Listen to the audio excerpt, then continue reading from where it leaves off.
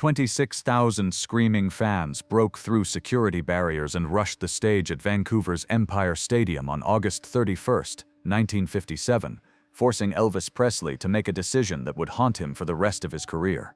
What was supposed to be his final performance outside the United States became a terrifying 22-minute ordeal that would forever change how the world understood the power and danger of mass hysteria in the age of rock and roll. But to understand how this night of chaos would transform not just Elvis's approach to performing, but reshape the entire entertainment industry's understanding of crowd control and performer safety, you need to know about the warning signs that everyone ignored and the split-second decision that saved lives. It was a warm summer evening in Vancouver, British Columbia, and Empire Stadium was buzzing with an energy that felt different from any concert Elvis had performed before. The venue, typically used for football games, had been hastily converted for the rock and roll show, with a temporary stage erected at the 50-yard line. What concert organizers hadn't fully anticipated was the sheer magnetism that Elvis Presley possessed in 1957, at the absolute peak of his initial fame. The crowd estimates varied wildly throughout the day. Initial ticket sales suggested around 16,000 attendees, but as showtime approached, it became clear that significantly more people had found their way into the stadium. Some estimates put the final count at over 26,000, well beyond the venue's safe capacity for a concert setting. The difference between a football crowd and a rock and roll audience was something that event organizers were only beginning to understand.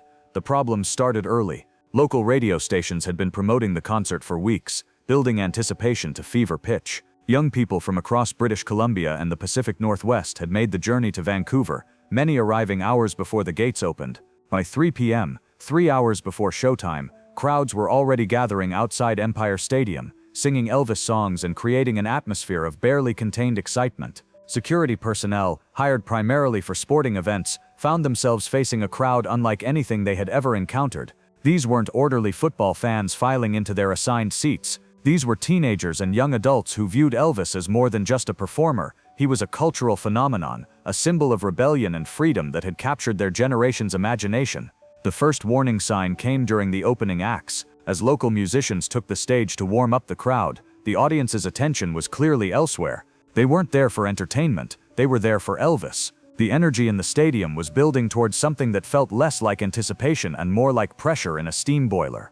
Robert Chen, who was working security that night as a 22-year-old recent immigrant from Hong Kong, later described the atmosphere as unlike anything he had experienced. "You could feel it in the air," he recalled decades later. "It wasn't just excitement, it was something more intense, more focused. These people weren't just fans, they were true believers, and they were waiting for their God to appear." The second warning sign came when Elvis's band took the stage for sound check. Even though Elvis himself wasn't visible, the mere sight of his musicians and equipment caused a surge of movement in the crowd that temporarily overwhelmed the security barriers in several sections. Guards managed to restore order, but it was clear that the standard crowd control measures were inadequate for what was building. Colonel Parker, Elvis's manager, was growing increasingly concerned as he surveyed the scene from backstage. He had seen large crowds before, but there was something different about Vancouver. The venue was too large, the crowd was too intense, and the security arrangements were too minimal for what they were facing. "We should cancel," Parker told Elvis's road manager Joe Esposito as they watched the crowd through the stadium tunnel. "This doesn't feel right. These people are wound too tight." But canceling wasn't really an option. The concert was sold out. The promoters had invested heavily, and disappointed fans could potentially cause more problems than allowing the show to proceed. The decision was made to go ahead, but with modifications. The performance would be shortened, Elvis would avoid his most provocative movements, and additional security would be positioned around the stage. Elvis arrived at the stadium just as the sun was setting, and even his entrance through the back corridors caused tremors of excitement to ripple through the crowd. Word spread quickly that he was in the building, and the noise level in the stadium increased dramatically. People were on their feet, straining to catch any glimpse of their idol, pushing against the barriers with increasing force. As Elvis waited in the makeshift dressing room beneath the stadium, he could hear the crowd growing more restless with each passing minute. The sound was unlike anything he had experienced before, not just loud, but aggressive, demanding, almost desperate. Through the thin walls of the dressing room, Elvis could detect something in the crowd noise that he'd never encountered before, a kind of collective intensity that seemed to pulse with its own rhythm, independent of any music being played. "They sound hungry," Elvis said to Charlie Hodge, his longtime friend and guitarist, as they listened to the roar from above. "Not happy hungry, desperate hungry." At 8:30 p.m., Elvis took the stage. The moment he appeared, The roar from the crowd was so loud it was almost physical, a wall of sound that seemed to push against him with actual force. 26,000 voices screaming in unison created an acoustic phenomenon that the stadium's architects had never planned for. The sound bounced off the concrete walls and reverberated through the structure, creating a feedback loop of noise that was both exhilarating and terrifying. Elvis grabbed the microphone and launched into Heartbreak Hotel, but even through the powerful sound system, his voice was nearly drowned out by the crowd noise. As he performed, he kept one eye on the audience's movement, noting how the people in the front sections were pressing forward with an intensity that seemed to grow with each song. The temporary barriers that had been installed around the stage were already showing signs of stress. Metal railings that had seemed sturdy during setup were beginning to bend under the pressure of thousands of people pushing forward. Security guards stationed along the barriers were being pressed back by the crowd's momentum, some of them looking genuinely frightened by the force they were trying to contain. For the first few songs, Elvis tried to maintain his usual performance energy, but it quickly became clear that his normal stage presence was only intensifying the crowd's frenzy. Every hip movement, every sultry glance, every trademark gesture was being amplified by the audience into something more intense than even Elvis was comfortable with. During All Shook Up, Elvis noticed that several security guards were frantically waving at the stage crew, pointing to sections of the barrier where the metal was beginning to buckle. The crowd wasn't just excited, they were becoming dangerous to themselves and others. Colonel Parker's voice crackled through Elvis's earpiece. "Keep it low-key. These people are about to lose control." But it was already too late for low-key. The crowd had moved beyond the point where Elvis's performance style could influence their behavior. They were operating on pure momentum now, a mass of human energy that was building toward an inevitable release. As Elvis moved into Don't Be Cruel, something shifted in the crowd's energy. The pressure against the barriers increased dramatically, and Elvis could see security personnel struggling to maintain their positions. Some guards were being lifted off their feet by the crowd pressure, while others were desperately trying to radio for backup. The critical moment came during Hound Dog, as Elvis reached the song's climactic moments, performing the dynamic movements that had made him famous worldwide. A section of barrier near the center of the stage gave way completely.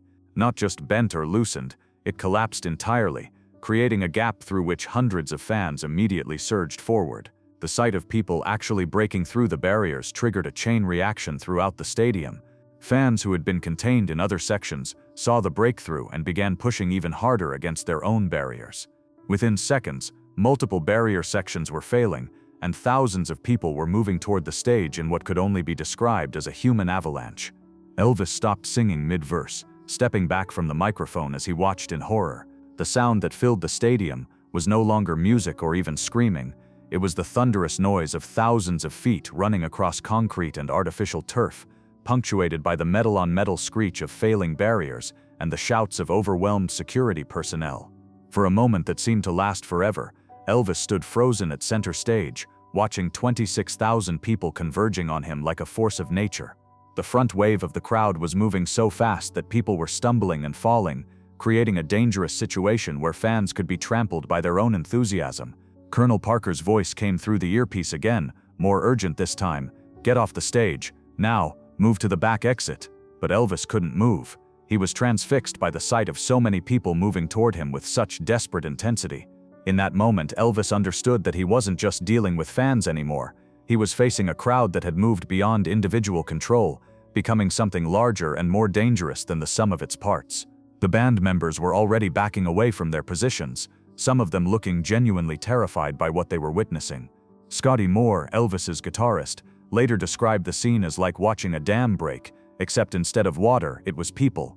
The first fans reached the edge of the stage area, just as Elvis finally broke from his paralysis. Instead of running toward the backstage area, which would have left him trapped if the crowd followed, Elvis made a split-second decision that would be studied by crisis management experts for decades to come. He stepped forward to the very edge of the stage and held up both hands, speaking directly into the microphone with a calm authority that somehow cut through the chaos. Hold up," Elvis said, his voice carrying clearly through the stadium's sound system. "Y'all are gonna hurt somebody if you don't settle down." The crowd response was immediate but mixed. Some people in the front wave actually paused, responding to Elvis's direct appeal, but others, caught up in the momentum of the mass movement, continued pushing forward. The situation was balanced on a knife's edge. Elvis's intervention might work, or it might make things worse by focusing even more attention on the stage. "I want to keep playing for you," Elvis continued, his voice steady despite the chaos around him. "But I need everyone to take a step back. Can you do that for me?" It was an incredible gamble. By engaging directly with the crowd instead of fleeing, Elvis was betting that his personal connection with the audience was stronger than the mob mentality that had taken over. For several tense seconds, it was unclear whether his appeal would work or whether it would only intensify the chaos. What happened next became one of the most studied moments in crowd psychology history. Slowly, incredibly, the people closest to the stage began to respond to Elvis's direct appeal. The front edge of the crowd started backing away, and their movement created a ripple effect that gradually spread throughout the stadium. It wasn't perfect. Hundreds of people were still trying to get closer, and the situation remained volatile, but the immediate crisis had been averted. Elvis had managed to use his celebrity status and personal charisma to de-escalate a situation that could have resulted in serious injuries or deaths. However, the near disaster had fundamentally changed the nature of the performance. Elvis could see the fear in people's eyes, both in the crowd and among his own crew. The joyful celebration that a concert was supposed to be had been replaced by an atmosphere of barely controlled tension. Elvis made the decision to dramatically alter his performance approach. He eliminated the hip movements that drove crowds wild, cut songs short to reduce the buildup of energy, and kept his stage movements deliberately minimal. What had been planned as a typical 45-minute Elvis show was compressed into just 22 minutes, the minimum amount of time he felt he could perform without completely disappointing the audience. Even with these precautions, the remainder of the show felt like walking a tightrope. Every song had the potential to reignite the crowd's dangerous energy. Security guards formed multiple human chains around the stage, but they were clearly overwhelmed by the scale of the crowd they were trying to manage.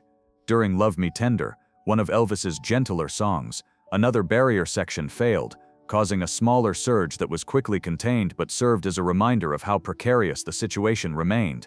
Elvis could see that many fans were crying, some from excitement, others from frustration at being kept away from their idol, and still others from genuine fear at being caught in such a chaotic crowd. The psychological pressure on Elvis was immense. He was trying to perform while simultaneously monitoring crowd behavior, listening to urgent updates from security through his earpiece, and making real-time decisions about how to manage the audience's energy. Later, he would describe it as the most stressful 22 minutes of his entire career. As Elvis moved through his shortened set list, he could see the exhaustion and strain on the faces of security personnel. Many guards had been on duty since early afternoon, dealing with crowd control issues that had been building for hours. Some were showing signs of physical fatigue from the constant pressure of holding back thousands of people. The crowd's behavior was also evolving throughout the performance. The initial explosive energy had given way to a more sustained but equally intense pressure. People weren't breaking through barriers as dramatically, but they were maintaining constant forward momentum that kept security personnel under continuous stress. When Elvis finally left the stage after his abbreviated set, the crowd's reaction was immediate and predictable. Thousands of fans broke through the remaining security barriers and swarmed the stage area, grabbing at pieces of equipment, fragments of clothing that Elvis might have touched, and anything that could serve as a souvenir of the evening. The stage itself was nearly destroyed in the melee that followed. Microphones were torn from their stands, pieces of the drum kit were carried away as trophies, and the temporary staging structure was damaged by the weight of people climbing on it. The cleanup took hours and required additional security personnel to clear the area.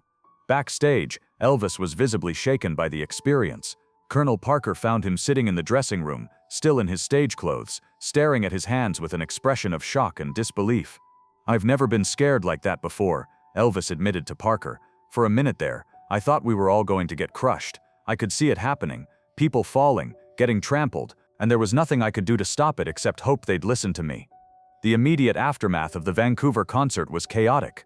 Local newspapers struggled to capture the magnitude of what had occurred. The Vancouver Sun ran a front-page story with the headline, "Elvis Brings Chaos to Empire Stadium," while the province newspaper focused on the security failures that had nearly led to tragedy. But the media coverage only told part of the story. Behind the scenes, a much more significant transformation was taking place as industry professionals began to grapple with the implications of what had happened in Vancouver. Dr. Sarah Chen, a psychology professor at the University of British Columbia who had attended the concert as a young fan, immediately recognized the broader significance of what she had witnessed. In the days following the concert, she began documenting the psychological and sociological factors that had contributed to the near disaster. What happened at Empire Stadium wasn't an isolated incident. Dr. Chen later wrote in her groundbreaking study of crowd behavior. It was a preview of what popular culture was becoming capable of generating. Elvis had tapped into something primal about human social behavior, and the existing frameworks for managing large gatherings were completely inadequate. Dr. Chen's research, conducted over the following months, involved interviews with security personnel, concert attendees, and venue management. Her findings revealed that the Vancouver incident was the result of multiple systemic failures rather than a single cause. The venue selection had been inappropriate for the type of event. Empire Stadium's design, optimized for football games where audiences remained seated and focused on action happening away from them, was fundamentally unsuited for rock and roll concerts where audiences wanted to get as close as possible to the performers. The crowd control measures had been designed for sporting events, not cultural phenomena. Security personnel had been trained to manage orderly groups of sports fans, not teenagers experiencing intense emotional responses to their musical idol. The timing had been problematic, with insufficient space between Elvis's arrival and his performance to allow crowd energy to stabilize. The longer people waited in a state of heightened anticipation, the more likely they were to act impulsively when Elvis finally appeared. Most significantly, nobody involved in organizing the event had fully understood the psychological impact that Elvis Presley had on his audiences in 1957. This wasn't just entertainment, it was a cultural and emotional experience that triggered responses far beyond normal concert behavior. Concert promoters across North America began studying what had happened in Vancouver, implementing new safety protocols and crowd control measures. The temporary barrier system that had failed so dramatically at Empire Stadium was redesigned and reinforced for future events. Metal railings were replaced with more substantial structures, and the spacing between barriers and stages was increased to provide buffer zones. Insurance companies took immediate notice. Following the Vancouver concert, many insurers began requiring detailed security plans and crowd management strategies before they would cover large-scale rock and roll events.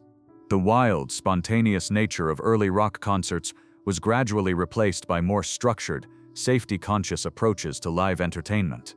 For Elvis personally, the Vancouver experience contributed to a growing ambivalence about touring that would influence the rest of his career. While he continued to perform live for several more years, the carefree abandon that had characterized his early performances was tempered by an awareness of the very real dangers that came with his level of fame. The psychological impact on Elvis continued to manifest in various ways throughout his career. Friends and colleagues noted that he became more withdrawn before live performances, spending longer periods in preparation and often expressing anxiety about crowd control measures. His stage movements became more calculated and less spontaneous, as he remained conscious of the need to avoid triggering dangerous crowd reactions. The Vancouver concert also influenced how other performers approached their own live shows. The Beatles, who began their own explosive period of fame just a few years later, studied the Elvis Vancouver experience carefully. Their management team implemented strict security protocols, partly based on lessons learned from that chaotic August evening in 1957.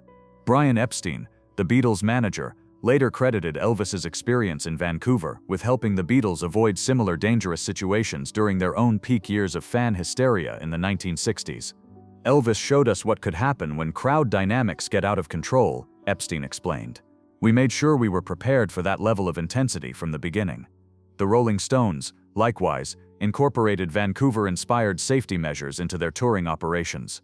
Mick Jagger later said that studying the Elvis Vancouver incident had been crucial in helping the Stones develop their own approach to managing large, energetic crowds during live performances.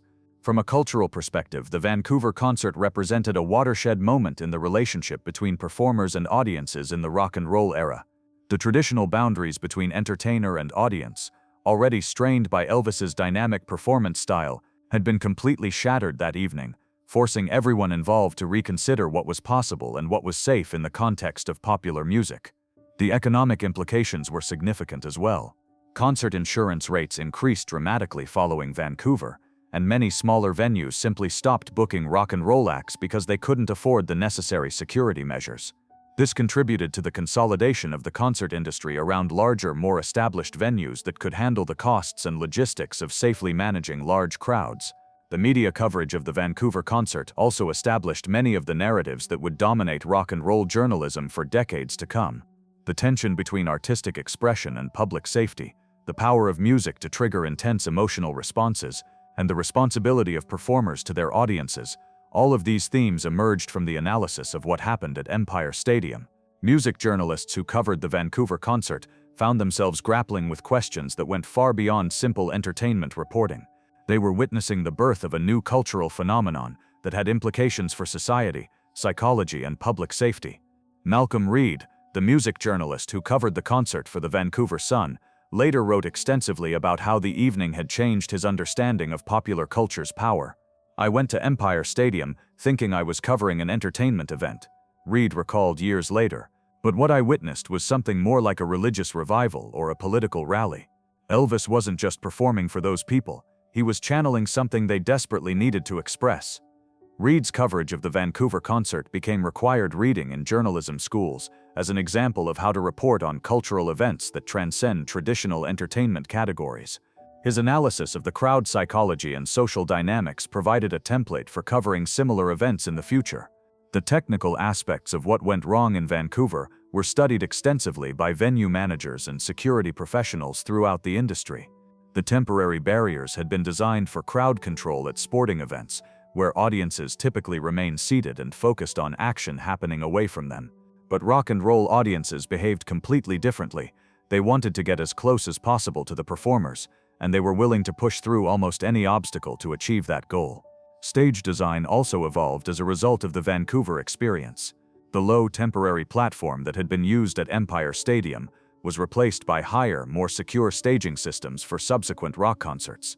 Performers began insisting on barriers that were not just taller, but also anchored more securely and designed to withstand significant crowd pressure. The acoustic considerations were equally important. The sound levels at rock concerts were much higher than those at sporting events, and the way sound reflected off stadium walls could actually contribute to crowd agitation. Audio engineers began developing new approaches to sound design that took crowd psychology into account. Lighting also became a factor in crowd management. The harsh, bright lights used for sporting events were found to contribute to crowd agitation, while softer, more controlled lighting could help maintain calmer audience behavior. Lighting designers began working closely with security professionals to develop illumination strategies that enhanced safety without compromising the artistic impact of performances. The Vancouver experience led to the development of entirely new professional categories within the entertainment industry. Crowd psychology specialists began working with venue managers to predict and prevent dangerous situations. Professional crowd management consultants became standard parts of major concert planning teams. Training programs for security personnel were completely redesigned following Vancouver. Guards who had previously been trained only to handle disorderly individuals found themselves learning about mass psychology, crowd dynamics, and crisis de-escalation techniques. The concept of security as a collaborative effort between performers, venue staff, and audiences became central to industry thinking.